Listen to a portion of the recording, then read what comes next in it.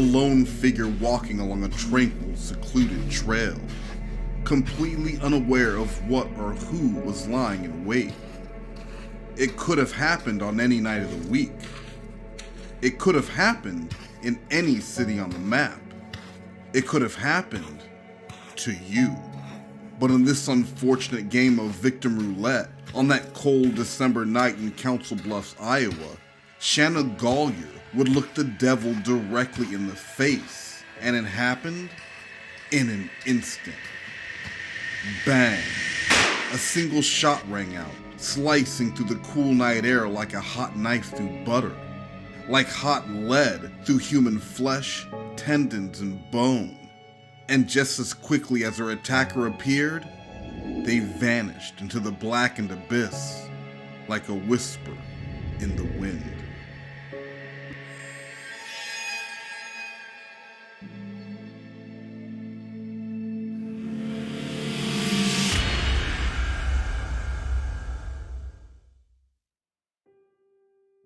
As 40-year-old single mother Shanna Golyar lay there shot, panicked, losing blood and in a daze, she had two choices.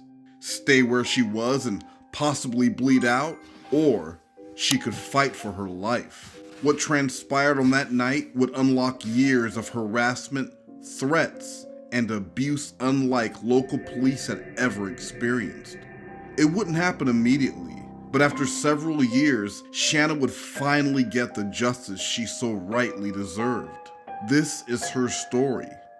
But to tell it properly, we must first go back to the fall of 2012. As 36-year-old Dave Kroupa looked down at the profanity-filled messages leaping from his phone one after another, he couldn't help but feel as though he had dodged a bullet when weeks earlier, things had ended between him and 37-year-old Cari Farver. It was November 2012, and the increasingly alarming texts were full of hate, threats, and unhinged anger. It felt as though Cari had been hiding who she truly was during the duration of their short courtship, a period that spanned only 2 weeks. When playwright William Congreve wrote, "Hell hath no fury like a woman scorned," he must have been foreshadowing the spurned single mother from Macedonia, Iowa. "I hate you so much that I want to drive a knife in your heart," read one message. "I will destroy your life and take your happiness," read another. The two had met by chance, at a time in his life when being tied down to a woman just wasn't a viable option. Dave Kroupa had recently separated from his girlfriend Amy Flora, the mother of his children, and after moving to Omaha, Nebraska, he took a management position at an auto repair shop. Lonely and in a new environment, he quickly slipped into a period of casual dating. One of the women he had met through an online dating website was Shanna Golyar. Dave was upfront about being romantically involved with other women. The two agreed to keep things light, keep it casual. Being monogamous just wasn't in the cards for Dave. At least not yet. That all seemed to change though when he met 37-year-old computer programmer Cari Farver. She had been in search of someone to repair her vehicle, and it was during that first meeting that Dave and Cari would sense an undeniable spark between them. While Cari lived about an hour away in tiny Macedonia, Iowa, she worked close to Dave Kroupa's home in Omaha, and she also had no interest in monogamy. The possibilities looked promising, to say the least. Dave would ask her on a date to the local Applebee's, and the two shared instant chemistry. It was after that first date that Cari Farver and Shanna Golyar would first cross paths. Shanna, stopping by Dave Kroupa's home to retrieve something she left there, was awkward, but it certainly wasn't an earth-shattering event. By all accounts, the interaction was short, minimal, a complete non-factor. When Cari found herself on a long-term work project that would require marathon days at the office and a lengthy hotel stay, Dave would offer up his place as a more romantic alternative. The two enjoyed several days of short-term cohabitation that would end just as quickly as they began. On the morning of November 13th, 2012, Shortly after leaving for work, Dave would receive a text that would change the course of his life forever. It was Cari, and she was asking about the possibility of making their current housing arrangement something more permanent. Let's move in together. This question caught him off guard, as they both discussed keeping things casual, and Dave found himself wondering just what had happened to change her mind in such a short time. Despite his deepening feelings for the woman, Dave replied that it just wasn't something he was open to. After all, it had only been 2 weeks that the couple had been seeing each other. It all seemed so sudden. Cari unfriended Kroupa on Facebook, sent him a few choice words, lots of vulgar comments, and broke off their multi-week romance. By the time Dave returned home after work that night, Cari had vacated the premises, leaving nothing behind but memories of their time together. This was when Cari decided that she needed a change in scenery, but the carelessness with which that change took place grabbed the attention of all those who loved and cared for her. The breakup with Dave awoke something feral inside of Farver, unlocking unpredictable behavior and actions. She unexpectedly left Iowa, moved, leaving it all behind, including her teenage son Max, who at the time was in high school. Farver had managed to land her dream job in Kansas and didn't feel that uprooting Max during the school year would be in his best interest. She had spoken to Max about this job in the months preceding November 2012, and while disappointed in her sudden absence, he was happy for her professional success. For Cari Farver, it was just what she needed. Clarity. In a new state, a new start, a new her. Her employer received a text from Cari stating that she was quitting, adding the name of a woman who she thought would be a suitable replacement for her. Her name was Liz, and she would fill out an online application the same day in hopes of getting the newly vacated programmer position. She would never hear back. While away, Cari arranged to have her furniture sold and removed in the days after her departure, something she couldn't do on her own due to the hasty nature of her exit. She sent her mother the picture of a check written out to Cari for $5,000, the proceeds of selling her items. But something just didn't seem right to Cari's mother. Cari was behaving erratically. She was previously diagnosed with bipolar disorder in her early 20s, and while she had a few episodes of not taking her medication in her youth, this was completely unexpected behavior. Despite being out of sight, Cari continued to keep in touch with her family through Facebook. She was also still active through texting and email communication. However, she seemed to save those contact methods for 2 people in her life with which she appeared to have a burning hatred for. That was when the flood of hate and profanity would begin. By the time the police finally caught up to Cari Farver, she would have sent over 12,000 threatening, hate-filled messages to Dave Kroupa and casual partner Shanna Golyar. Somehow, after that brief encounter during their first date, Shanna had stirred up a deep hatred within the obsessed Cari Farver. This was especially odd, considering the two had never met and had no history save for that chance meeting in the hallway of Dave's apartment building. Yet within days of leaving Iowa, Cari would wage an all-out offensive against Dave and the woman who she perceived to be standing in her way. Some good did manage to come from the harassment. Shanna and Dave would be brought back together in a sort of trauma bond, sharing their experiences of being hunted by Cari. When Cari had first left Iowa, her mother had repeatedly reported her missing, believing the abrupt change was out of character for her daughter. Police requested a forensic audit on both Golyar and Kroupa's personal cell phones. It was a routine request considering the nature of the harassment both had received from Farver, as well as the romantic connection. Surface-level searches were performed on both phones in 2013, and nothing out of the ordinary was found.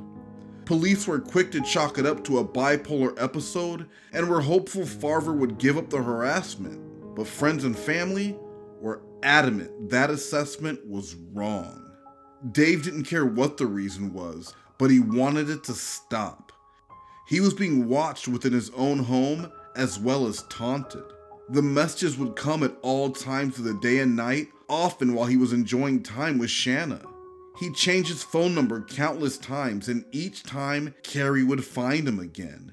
He would receive haunting messages detailing what he was wearing and what he was doing at that very moment. It was as if someone was standing outside of his window, watching his every move. One chilling message even read, "My favorite thing to do is stand outside and stare at you." Dave received pictures from inside his own home, proving Cari had access. There were also many acts of vandalism to the homes and vehicles of both Dave and Shanna. Golyar returned home one night to find "Whore from Dave" freshly painted on the interior wall of her garage. Each time an act of vandalism occurred, Kroupa, Golyar, or both would receive a text message from Cari, taking responsibility for the act. She was proud of her handiwork, and she demanded proper credit. Cari was accessing both of their homes, and she was growing more bold with each passing day. Vandalism turned into something much worse. When on August 17th, 2013, Shanna and her children arrived home only to find it burned in an act of arson, killing her family pets that were trapped inside. Shortly after the fire, Cari would reach out to Dave. "I am not lying. I set that nasty whore's house on fire. I hope the whore and her kids die in it." Nobody would blame Shanna if she regretted the day she ever crossed paths with Dave Kroupa or Cari Farver. Her life had become a living hell, and the police were powerless to help. Farver was a ghost, and she always seemed to be one step ahead of law enforcement. Her black Ford Explorer was found abandoned on January 13th, 2013, not far from Dave's home in an Omaha parking lot. And it was Kroupa himself who noticed the vehicle on his way home from work. He immediately called the police, who processed the SUV for clues. It was remarkably clean, but they did manage to find a foreign fingerprint on a box of mints. Unfortunately, it didn't match any of the millions of fingerprints in the nationwide database. Cari would continue reaching out to friends and family on Facebook and via text, sharing updates but making it clear she wasn't quite ready to get her son Max just yet. She missed important dates, weddings, holidays, graduations, even funerals. Whatever wanderlust had captured Cari Farver, it came with a side order of self-centeredness.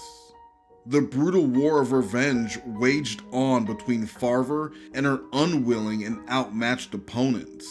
Dave and Shanna, well, they fought by calling the police, filing whatever paperwork they could to try and protect themselves. Cari fought with aggressive, sadistic mind games. When Dave opened a message one day to see what appeared to be a bound and restrained Shanna in the trunk of a car, the threats had taken on yet another level of horror. Was Shanna kidnapped? And why? Had Cari finally snapped? Kroupa quickly called Shanna's phone, trying to make head or tails of her abduction, only for Shanna to answer, safe and sound and at home. It was a trick. Once again, Cari Farver had the last laugh at the expense of her two innocent victims. Dave would go to extreme measures, changing jobs, moving, and changing phone numbers over and over again. And it worked. For a while anyway. Cari would find him each and every time. For Dave, nowhere was safe and nobody could help him. The vulgar emails and messages would pour in to both Shanna and Dave, sometimes in excess of 150 messages per day. Still, there was nothing the police were able to do to stop this onslaught of destruction. Was it Cari's background in computers and high intellect that was keeping her out of reach of law enforcement? Whatever it was, they couldn't find her. The messages to her son grew less frequent, her promises to return sounding less and less realistic. Between November 2012 and December of 2015, Cari Farver would continue her cyber-stalking campaign that would involve threats of kidnapping and murder, destruction of property, breaking and entering, online and offline harassment, and even arson that resulted in the death of family pets. But it was what happened next that would shock a sleepy town to its very core.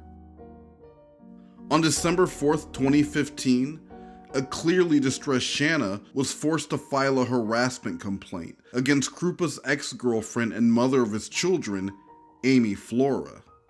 Shanna now had reason to believe it was Flora who had been sending her harassing messages this whole time and not Cari Farver. Her reasoning made sense.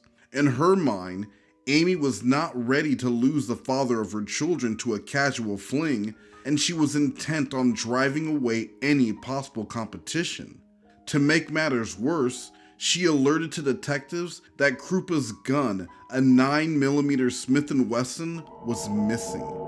Dave had reported it stolen, but now they had to worry. Did Amy Flora have it? The very next night, December 5th, 2015, hoping to clear her head and alleviate stress, Shanna went for a quiet walk along a secluded nature trail in Big Lake Park. It was nothing new for her, and for millions of active adults around the world, it's the quiet solitude of these solo excursions that can do wonders to dispel mental anguish. Only, this night would not be another routine outing for Golyar. While resting on a bench, a mysterious figure approached her from behind. They forced Shanna to lie on the ground face down, the gun in their hand glistening in the pale moonlight. And then they spoke. The unknown assailant, a female, uttered one question. How do you like Dave? And before Shanna could answer or even make sense of what was going on, a shot rang out, echoing into the inky blackness of the night. Call it good luck on Shanna's part, or bad aiming from the attacker. But the perpetrator hit Shanna in the right thigh versus targeting a vital organ before disappearing along the same secluded trail that had once brought peace to the newly injured woman. Staggering, bloodied, and in some state of shock, Shanna bravely wheeled her injured body back to her vehicle. She was quick to call the authorities to report that she had been attacked by her stalker. When paramedics arrived, Shanna was on the ground near her vehicle. When police would put out an APB for the suspect, it shocked more than just a few people to learn this armed and dangerous person was a female. However, the woman she would point the finger at wouldn't be Cari Farver. It was Amy Flora, who she had just filed harassment charges against 1 day earlier. When the police caught up with Flora and inquired about the monstrous attack, she was quick to deny being involved. They barged in, guns drawn and demanding answers. She was home with her toddler. The hood of her car was cold, proving it hadn't been driven recently. The police would quickly determine that Amy wasn't the person they were looking for. But were they too quick to close the book on Amy as a suspect? She had more of a motive to want Dave to herself than anyone. Was it possible Amy got a ride to and from the scene of the crime? Perhaps. But for now, law enforcement was satisfied Amy was a dead end. It was 2015, Cari Farver was still missing, and Amy Flora was now a possible suspect. But law enforcement was no closer to unraveling this mystery. 2 detectives voluntarily took up the cold case, and from the outset, they decided to handle this one a little differently. One detective would work the case as though Farver was still alive in Kansas. and the other would work the case as if she wasn't. There was no record of Cari using credit, bank accounts, applying for utilities, or new listed phone numbers. If she was living off the grid, she was intent on making it next to impossible to bring her to justice. Secretly, though, detectives were busy working on a theory of their own. Police would request to once again examine the mobile devices of Shanna Golyar shortly after she'd been shot. The first time they did a more cursory search, surface level deep, for any details they could find. This time, they would go much deeper, even accessing files that appeared to be long deleted. Maybe there was something they were missing, something that could break this case wide open. Was Shanna being tracked? Followed? Was her phone number mirrored? Something was happening to Shanna Golyar, and police needed to determine if it was one of Dave Kroupa's scorned exes that were after her. Kroupa also provided an SD card that had been left behind at his home by Shanna. Anything he could do to help find the truth. This time, however, the results would unearth evidence that nobody saw coming. After 3,000 volunteer hours of careful and diligent IT work from Deputy Tony Cava, police would recover a treasure trove of evidence. There were 20 to 30 different email addresses Shanna Golyar had made throughout the years, each a variation of Cari Farver's name. Shanna was also using apps that allowed her to mask her phone number, as well as schedule future messages. This would explain how Dave could get dozens of emails from Cari while in the same room as Shanna, her phone nowhere in sight. But somewhere, buried within the thousands of photos Shanna had taken, stored, and later deleted on that memory card, they would find several images that would give detectives their first real break. In the weeks after Cari unexpectedly left her friends and family for a move to Kansas, Shanna Golyar would take a photograph of Farver's abandoned vehicle. Now, the Explorer wasn't discovered until January 13th, 2013, but the metadata from this photo was December 24th, 2012, over a month after Cari vanished, but weeks before the SUV was ultimately discovered. All along, Shanna claimed their only interaction was that 10-second encounter during Farver's first date with Kroupa, but Shanna had called Cari's landline phone number several times in the days leading up to her disappearance. The picture of the abandoned SUV was bad, but it was the second photo that would be much harder to explain. It was the picture of a decomposing foot, tattooed with the yin-yang symbol. That symbol would be identified as having been the same one tattooed on Cari Farver's own foot. There was another symbol. It was the symbol for mother, a role Cari had relished and a role that seemingly had been stolen. But by who? Detectives would also find the photo that had once been sent to Dave of a bound and restrained Golyar in the trunk of a car.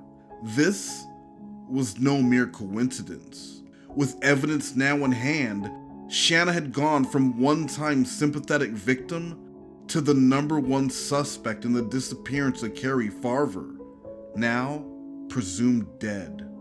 At the same time, police keyed Dave Kroupa and Amy Flora to the knowledge that Shanna was not to be trusted and they should stay far away. They couldn't tell the two exactly what was going on, but Dave read the message loud and clear. Police were tracking Shanna via GPS, and she kept visiting one particular location each and every day. It was the apartment complex where Amy Flora lived with her 2 children. Kroupa quickly moved back in with Flora in a bid to protect his children and his ex, should Shanna choose to strike. Dave had the sudden and sickening realization that his experience over the last 3 years had been a complete fabrication, one that was constructed by a woman whom he'd become closer to as they bonded over the shared harassment they experienced together. A few days after Dave and Amy resumed living together, police would bring Shanna in for an interview, not as a suspect, but under the guise of asking for her help. When they asked if she could think of anyone who would want to hurt or kill Cari Farver, she was quick to offer up a suspect, Amy Flora. Playing into her claims that Kroupa's ex-girlfriend had shot her, police made Shanna feel as though they believed Amy could have committed the murder. After all, if she was bold enough to shoot Shanna in a public park, obviously murder wouldn't be too far off. They had suspicions, but they told Shanna they needed proof. They needed her help.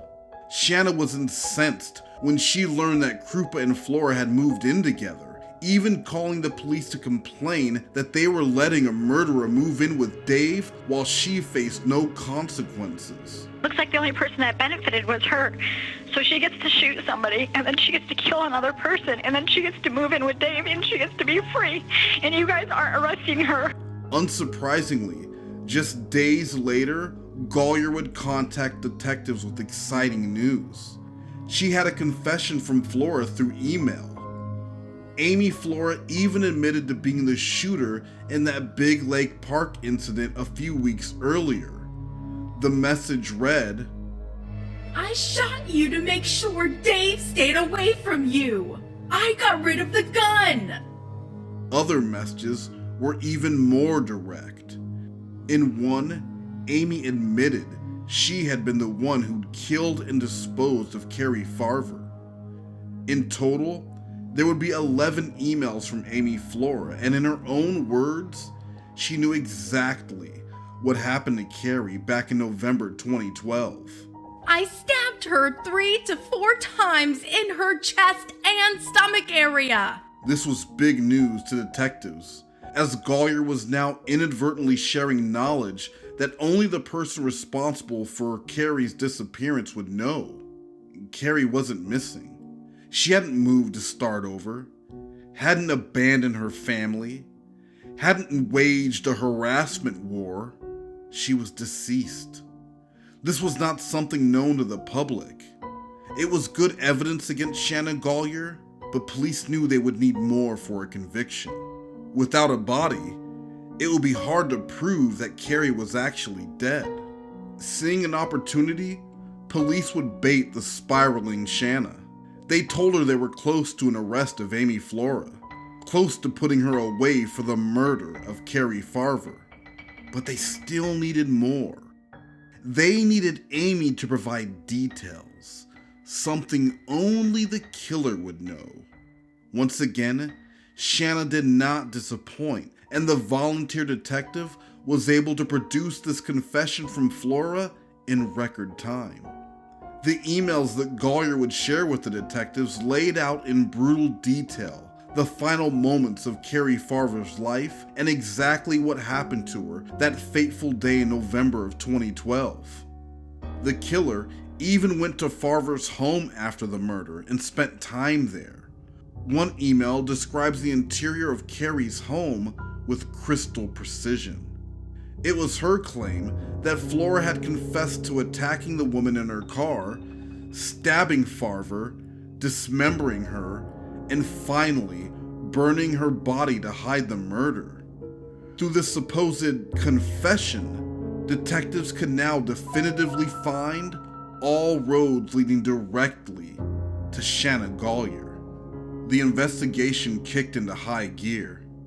Cari's car, which had previously been sold, was found, and Shanna's apartment in Omaha was searched. There was significant blood evidence found in Golyar's apartment, as well as in Farver's vehicle that was a DNA match to the missing woman.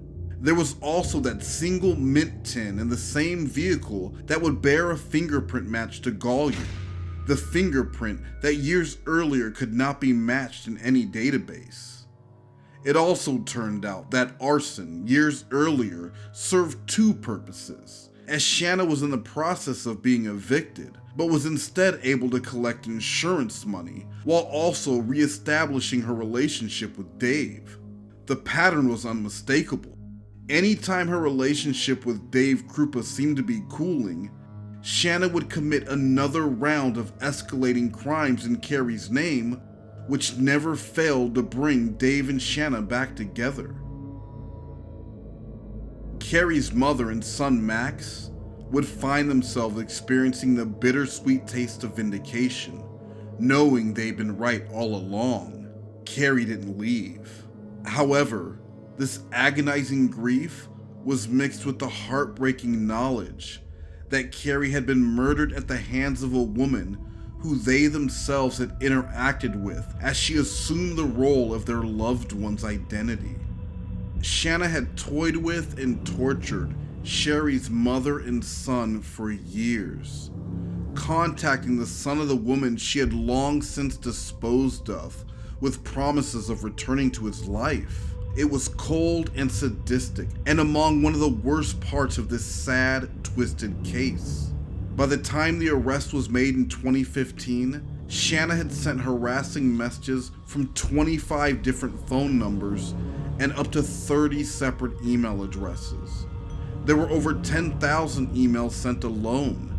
It was also discovered that Liz, the woman Cari, had supposedly recommended to take over her programming job after her disappearance in 2012, was the same woman who Cari had supposedly sold all of her furniture to for $5,000 around the same time. Shanna Golyar's full name? Elizabeth Shanna Golyar, but to most people, she was simply Liz. Police estimate that Shanna Golyar was spending between 40 to 50 hours per week keeping up the ruse of fake messages and harassment, and she did this for years. What I find the most peculiar is that for 3 of the years Shanna was relentlessly stalking and harassing Dave Kroupa, she had been in a committed relationship with another man. His name was Todd Butterball, and as far as he knew, he and Shanna were in an exclusive, monogamous relationship from 2010 until ending things in 2015. During the course of that relationship, Butterball helped Golyar with bills, helped her buy a car, and he let her move into his residence with their 2 children in late 2013. Not once did Golyar ever mention to Butterball the supposed harassment and terror she was living in. Apparently, it was fine if she was in a relationship, but for Dave Kroupa and anyone who crossed his path, he was off limits.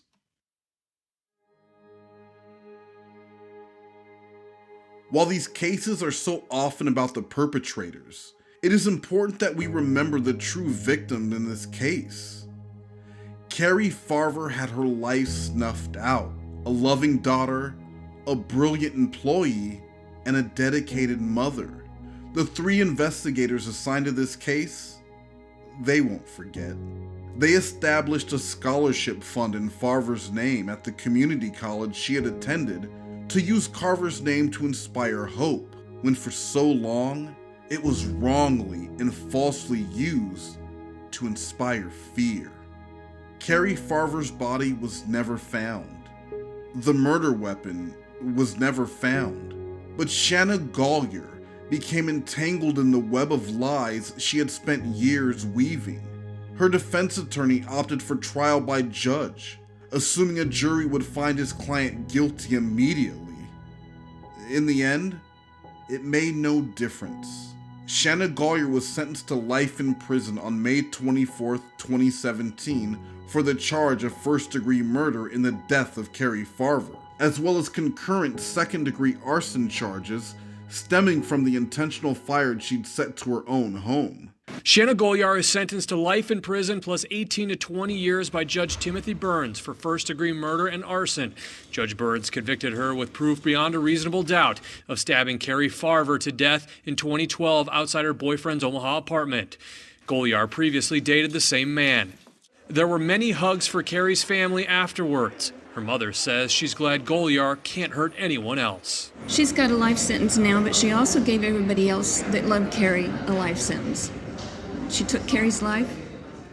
She killed her family pets, shot herself in the leg, and spent countless hours online impersonating a deceased woman, all to cover up her dastardly crimes.